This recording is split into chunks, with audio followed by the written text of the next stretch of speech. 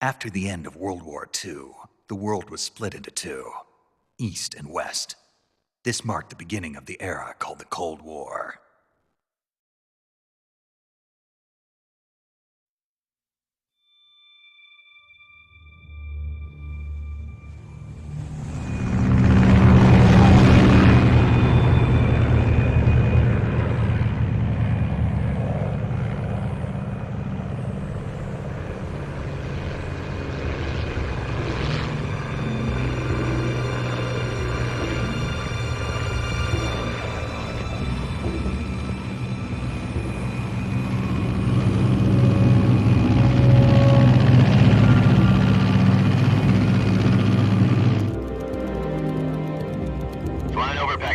Altitude 30,000 feet.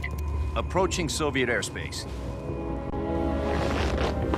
20 minutes to drop off. Commencing internal depressurization. Equipment check. Arm main parachute. All right. You ready to go? Drop zone still showing a high pressure mass. Cav okay.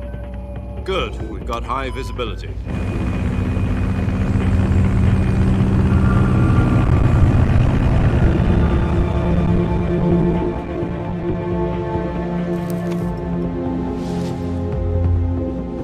Put out that cigar. Connecting oxygen hose to interior connector. Put on your mask.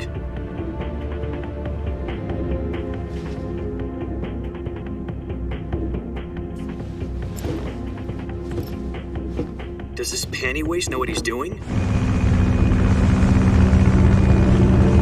Approaching release point. 10 minutes to drop off. Hey, are you deaf? He said put out the cigar and put on your mask.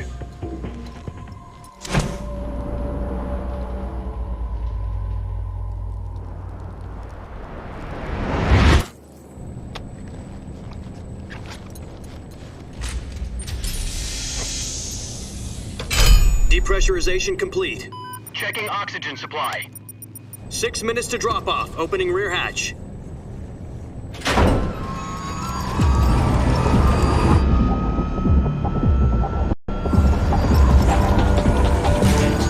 Sunrise.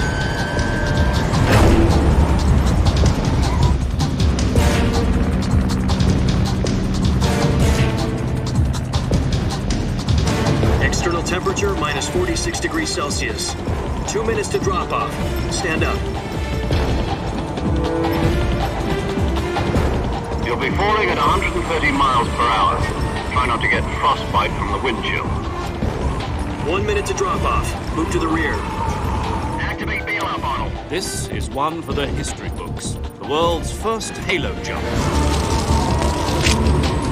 10 seconds to drop off. Stand by. Status okay. All green. Prepare for drop off. Countdown. 5, 4, 3, 2, 1. Spread your wings And fly. God be with you.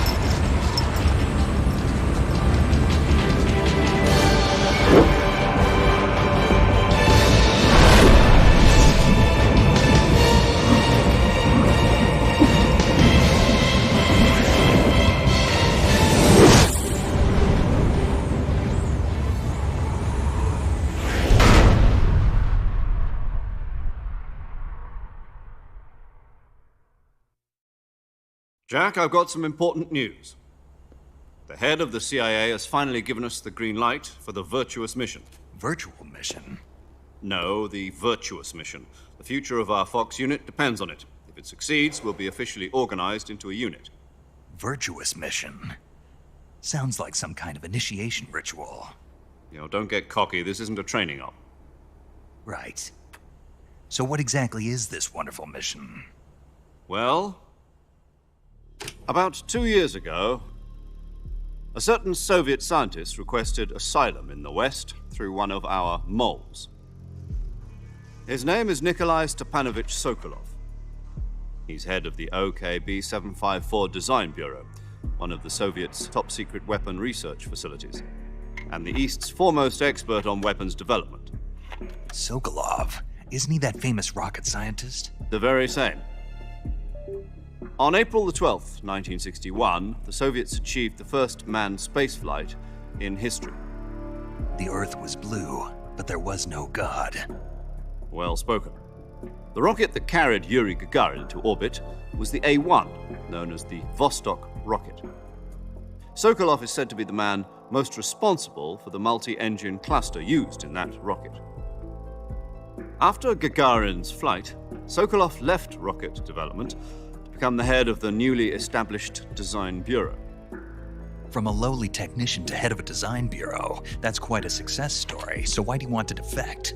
It seems he'd become afraid of his own creations. Afraid? Call it a crisis of conscience. And for that, he left his country and his family behind and went over the fence? Not exactly. One of his conditions was that his family was also to be taken safely to the west. We used a mole to get the family out first and succeeded in sneaking Sokolov over the Berlin Wall shortly afterwards. I was the one who conducted the operation. The security on the eastern side was still full of holes back then. Then what? We got Sokolov over in one piece, but the whole ordeal had left him exhausted, and we checked him into a hospital in West Berlin. It took him 2 weeks and more than 600 miles to get from the research facility in the Soviet Union to Berlin. He was in no condition to say anything coherent. And it was only a week later that we had something much bigger on our hands. The Cuban Missile Crisis. October the 16th, 1962, President Kennedy received word that the Soviets were in the process of deploying intermediate-range ballistic missiles in Cuba. The President demanded that the Soviets dismantle and remove the missiles. At the same time, he announced a naval blockade to prevent further missile shipments from reaching Cuba. But the Soviets didn't back down, instead placing their armed forces on secondary alert. Soviet transport ships carrying missiles continued on course towards Cuba. US and Soviet forces went on alert for an all-out nuclear war. Frantic negotiations were conducted through the UN's Emergency Security Council and unofficial channels to end the hair-trigger standoff. Finally, on October the 28th, the Soviet Union agreed to remove its missiles from Cuba. And so the world avoided a nuclear holocaust. But in order to get the Soviets to pull their missiles out, we had to make a deal. You mean the one where the US agreed to remove its IRBMs from Turkey? No. The Jupiter IRBMs deployed in Turkey were obsolete, and we were going to get rid of them anyway. They had no strategic value whatsoever to either the US or the Russians. The Turkey deal was a ruse, a cover story that was fed to the other intelligence agencies around the world. So what did the Russians really want? Sokolov. They wanted us to return Sokolov. You mean the Soviets pulled out of Cuba just to get their hands on Sokolov? That's right. What the hell was he working on? At the time, we had no idea. We were running out of time. It was either give up Sokolov or risk full-scale nuclear war. In the end, we had no choice. President Kennedy gave in to Khrushchev's demand. The next day, I got Sokolov out of the hospital, handing him over to agents on the eastern side.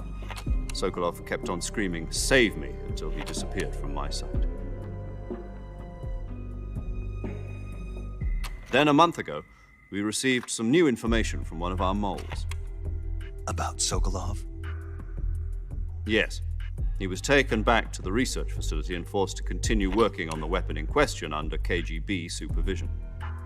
What's more, it's on the verge of completion. So what kind of weapon is it? Something to do with space rockets? No, missiles. Same technology. I guess you're right. We don't know the details, but it appears to be a new kind of nuclear device. For half a year now, the Soviets have been conducting frequent nuclear tests at Semipalatinsk. Something to do with the weapon, I assume. We're talking about a secret weapon so big that Khrushchev was ready to pull out of Cuba to get it back. Is Sokolov still in the facility? No. According to our intelligence, he's in Selinoyarsk, a place in the mountains about 3 miles to the west that's known as the Virgin Cliffs. The Virgin Cliffs. Nice name for a virtuous mission. They moved him there just recently. Why? Apparently, they're conducting a field test of the weapon, but it's our best chance to get him back. This mission would never have been possible if he was still in the research facility. This is our last chance. Sokolov must have known that too when he contacted us.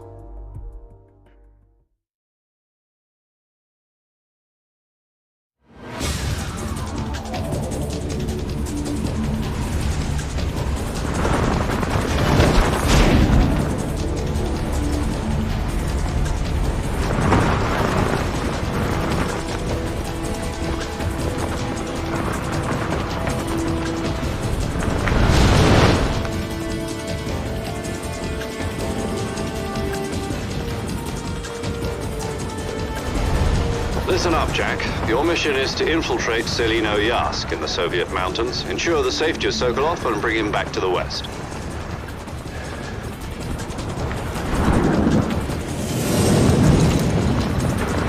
If we don't get Sokolov back before that weapon is complete, we'll be facing a major crisis.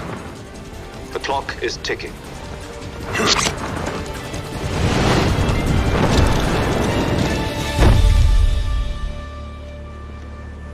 Once we've confirmed the rescue of Sokolov, stand by at the recovery point.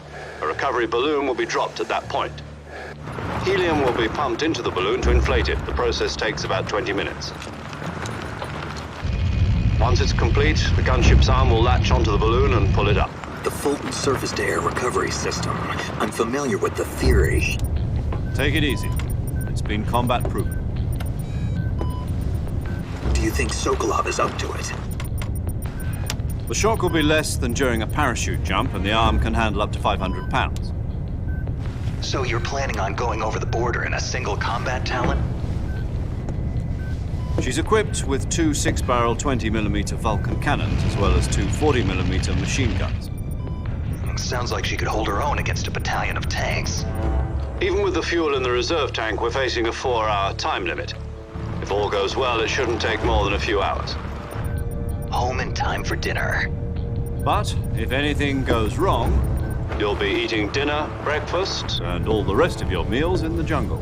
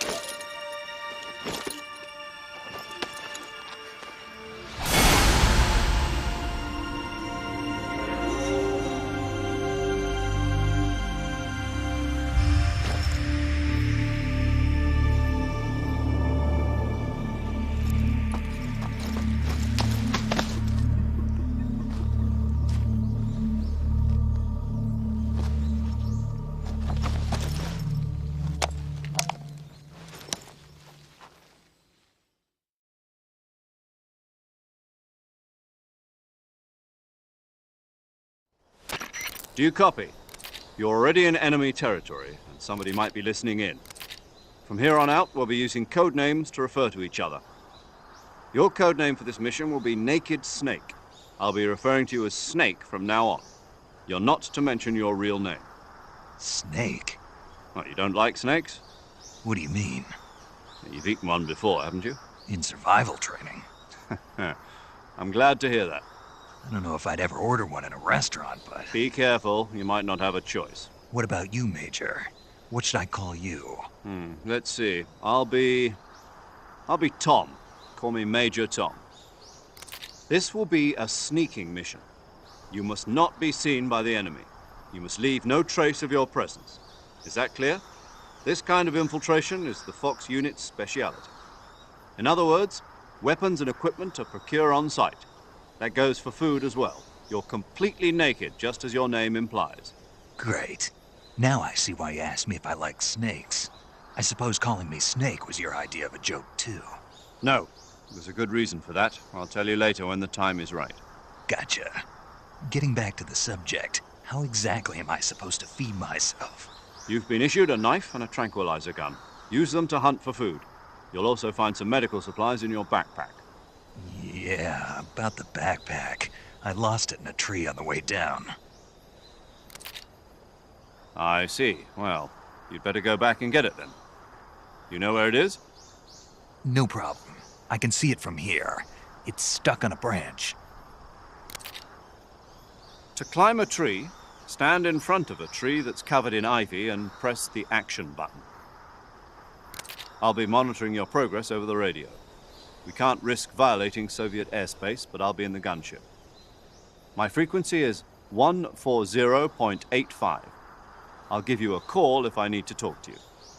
If you need to talk to me, use the send function. Okay, Snake, go get your backpack.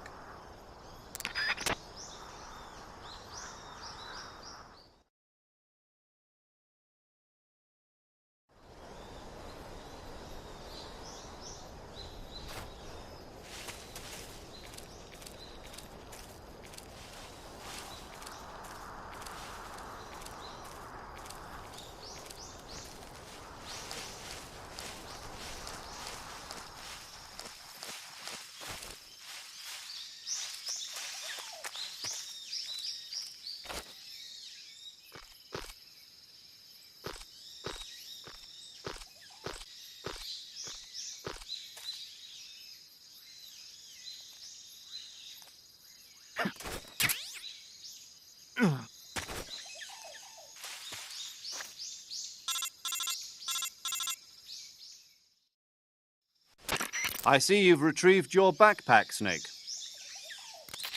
To equip a weapon, it's necessary to take it out of your backpack. In the survival viewer, choose Weapon from the backpack.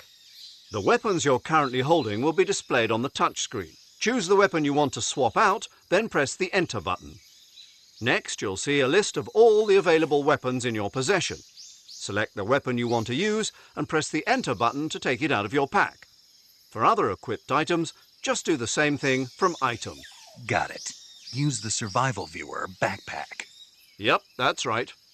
Survival is fundamental to this mission. After you've been out in the field for a while, your stamina will start to drop. If your stamina gets too low, it'll affect your performance. You won't be able to shoot accurately, for example, and your wounds won't heal as smoothly.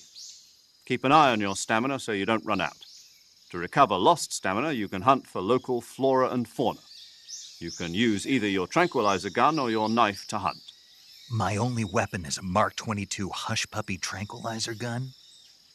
That's right. It's been fitted with its own suppressor. However, the suppressor will deteriorate every time you fire. Once its durability reaches 0, the noise suppression effect will be gone. So don't get too trigger-happy with it. The suppressor's durability is shown in the icon.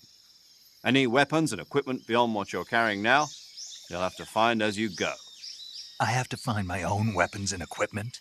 Whose crazy idea was this anyway?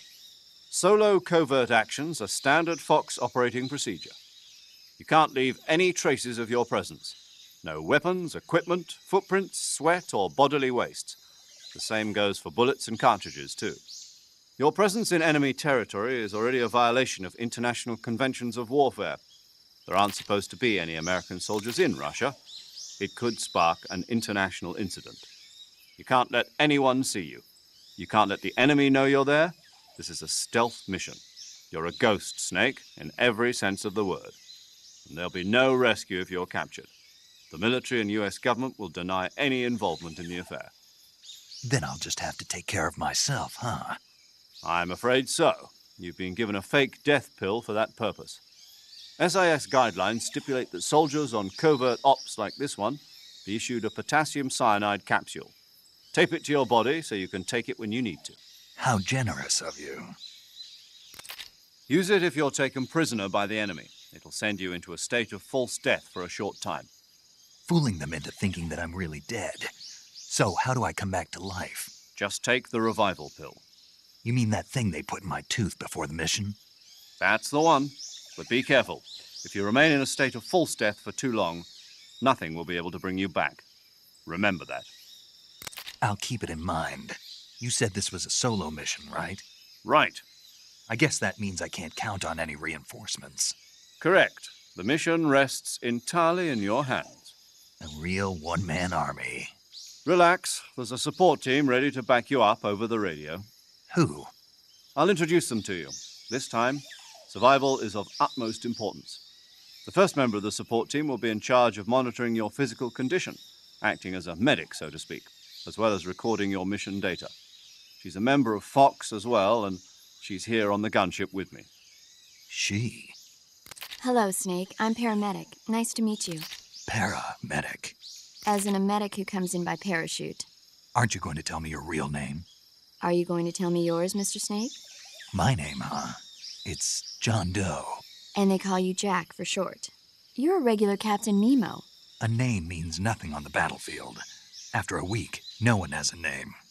What's your name? Jane Doe. Very funny. I wasn't joking, but I'll tell you my name only if you manage to make it back alive. My frequency is 145.73. She's also in charge of recording your mission data. Whenever you want to save, send a message over the reserved save frequency, 140.96. So saving lets me record my mission data. That's right. It also records the state of your health. Good to know. There's one more person I want to introduce you to, Snake. Huh? Speaking of snakes, you remember the boss, don't you? A legendary soldier and your mentor. Actually, it was the boss that got the DCI's authorization in the first place. She's going to be serving as Fox's mission advisor. The boss is? She also helped me plan this mission. She and I were at SAS together. Jack, is that you? How many years has it been? Boss? That's right. It's me. Oh. Talk to me. Let me hear your voice. It's been 5 years, 72 days, and 18 hours. You've lost weight. You can tell just by the sound of my voice. Of course I can. I know all about you. Really? Well, I don't know anything about you. What's that supposed to mean? Why'd you disappear on me all of a sudden? I was on a top-secret mission. You didn't need me anymore. But there were still so many things I wanted you to teach me. No, I taught you everything you needed to know about fighting techniques. I taught you all I could. The rest you needed to learn on your own. Techniques, sure. But what about how to think like a soldier? How to think like a soldier? I can't teach you that. A soldier needs to be strong in spirit, body, and technique. And the only thing you can learn from someone else is technique. In fact, technique doesn't even matter. What's most important is spirit. Spirit and body are like two sides of a single coin. They're the same thing. I can't teach you how to think. You'll just have to figure it out for yourself. Listen to me, Jack.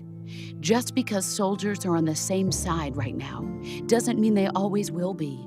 Having personal feelings about your comrades is one of the worst sins you can commit. Politics determine who you face on the battlefield.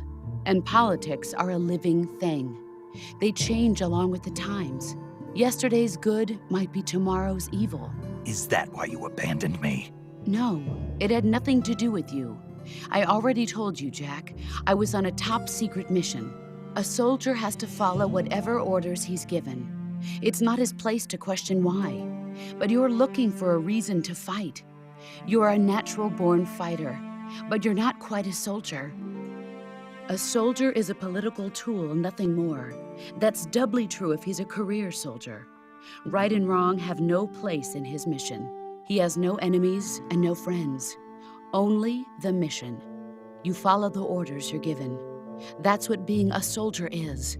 I do whatever I have to get the job done. I don't think about politics. That's not the same thing. Sooner or later, your conscience is going to bother you. In the end, you have to choose whether you're going to live as a soldier or just another man with a gun. There's a saying in the Orient, loyalty to the end. Do you know what it means? Being patriotic. It means devoting yourself to your country. I follow the president and the top brass. I'm ready to die for them if necessary. The president and the top brass won't be there forever. Once their terms are up, others will take their place. I follow the will of the leader, no matter who's in charge. People aren't the ones who dictate the missions. Then who does? The times. People's values change over time, and so do the leaders of a country. So there's no such thing as an enemy in absolute terms. The enemies we fight are only enemies in relative terms, constantly changing with the times. As long as we have loyalty to the end, there's no point in believing in anything, even in those we love. And that's the way a soldier's supposed to think? The only thing we can believe in with absolute certainty is the mission, Jack. All right, but do me a favor. What is it? Call me Snake. Snake. Oh, right. Your codename is Snake. It suits you well. That's right. The legendary unit that the boss put together during World War II was a snake. The Cobra unit, a group of heroes that brought the war to an end and saved the world. As long as you've got a legendary hero backing you up, you'll be fine. Isn't that right, Snake? Yeah, I can't think of anyone else I'd rather have with me.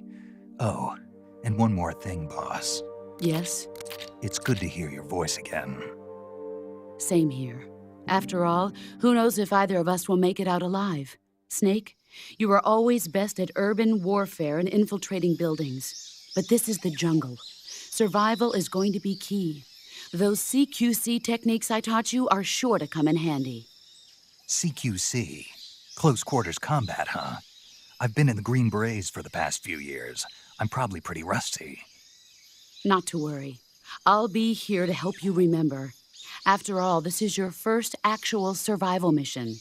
I'll be supporting you over the radio. Where are you, boss? Next to the Major? The boss is communicating with us by radio from aboard a Permit-class submarine in the Arctic Ocean. My frequency is 141.80. Call me if you need my advice on battle techniques. Gotcha.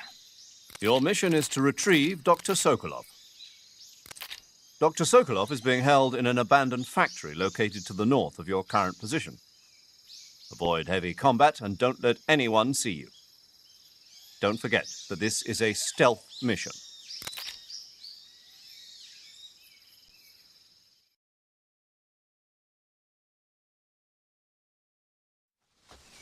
Snake, try to remember some of the basics of CQC.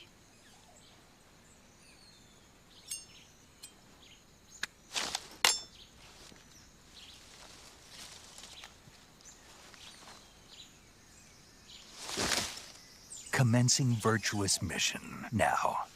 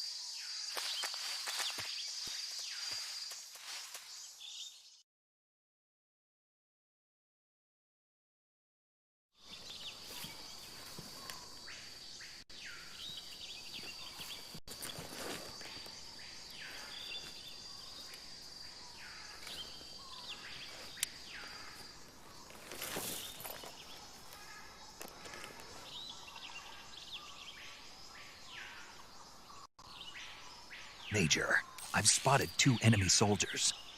They're probably KGB troops sent to guard Sokolov. AK-47s and grenades.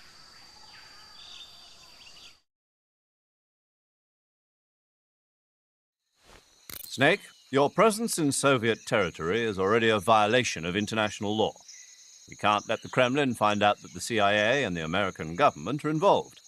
Contact with the enemy is strictly prohibited. Don't engage them in battle either. This is a stealth mission. Got that? The Major is right. The point of this mission is to sneak through the jungle without being seen. The success of the mission depends on how well you use your camouflage.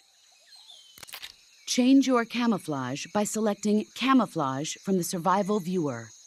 The Uniform option lets you pick your uniform, while the Face option lets you change your face paint. Choosing camouflage that blends in with your surroundings will help you conceal yourself more effectively. Also, don't forget that anything that moves will stand out in the jungle. If you just stand up and run around like an idiot, you're bound to be spotted. But if you crawl instead, you should be able to sneak by without being noticed. You can see how effective your camouflage is by looking at the Camo Index. The Camo Index shows how well your current camouflage blends in with the surrounding area. The higher the value, the harder you are to spot, and vice versa. The key is to make yourself one with nature. Keep that in mind as you go along, okay?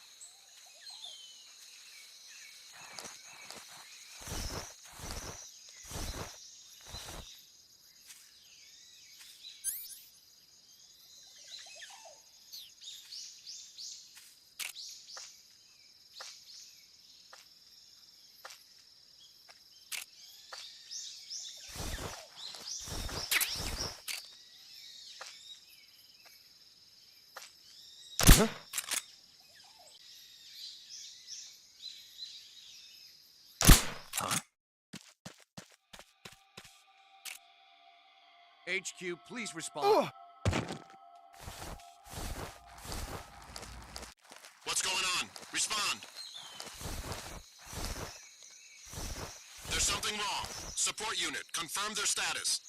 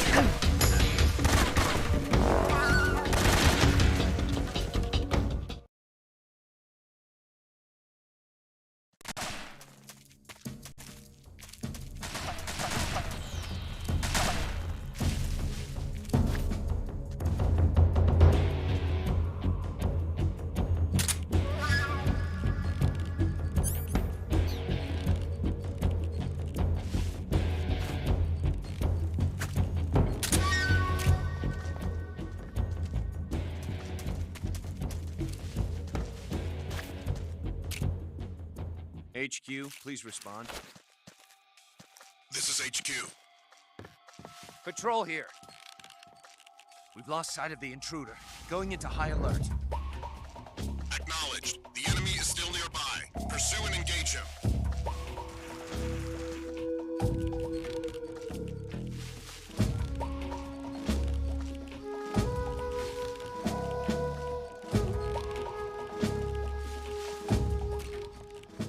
HQ, please respond. This is HQ. Patrol here. The situation is normal. Understood. Return to your position.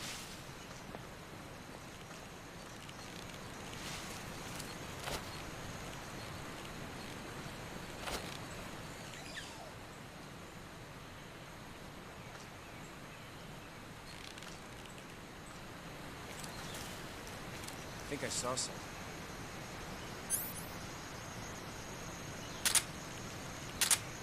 Huh?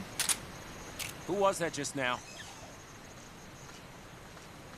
Huh? I hear something.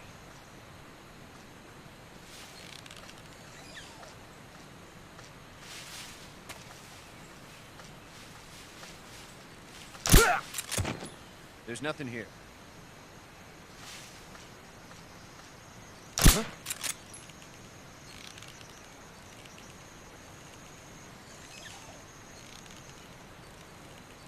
It's just my imagination.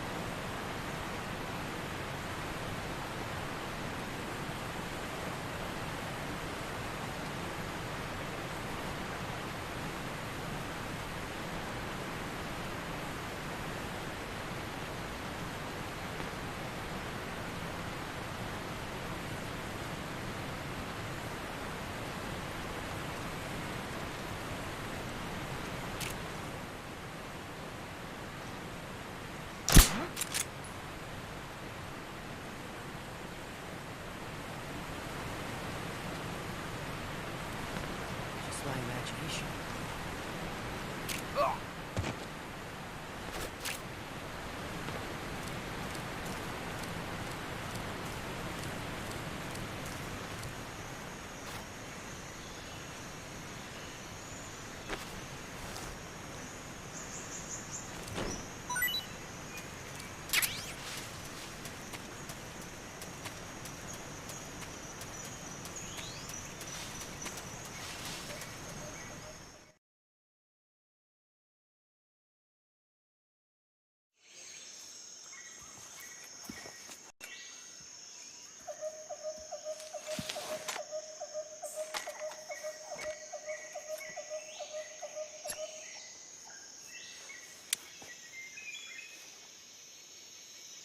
Major, I've reached the abandoned factory where Sokolov is supposedly being held. This place is a dump.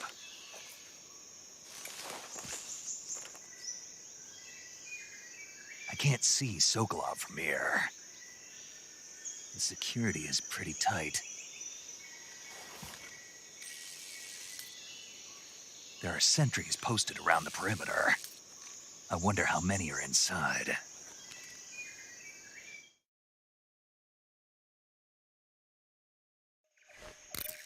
Your objective, Sokolov, is inside the factory. They should be holding him in a room in the northeast section. Northeast section. Got it. Be careful. Your mission is to bring Sokolov back alive. He must not be exposed to any kind of danger.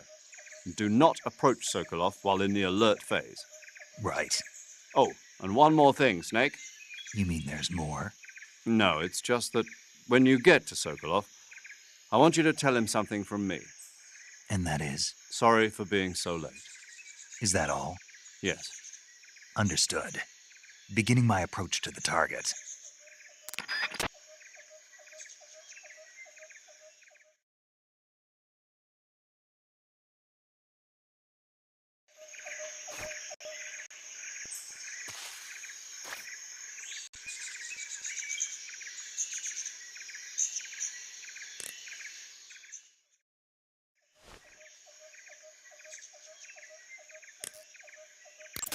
Saving the game, Snake?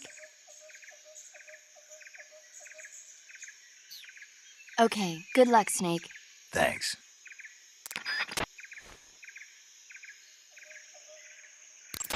Do you want to save?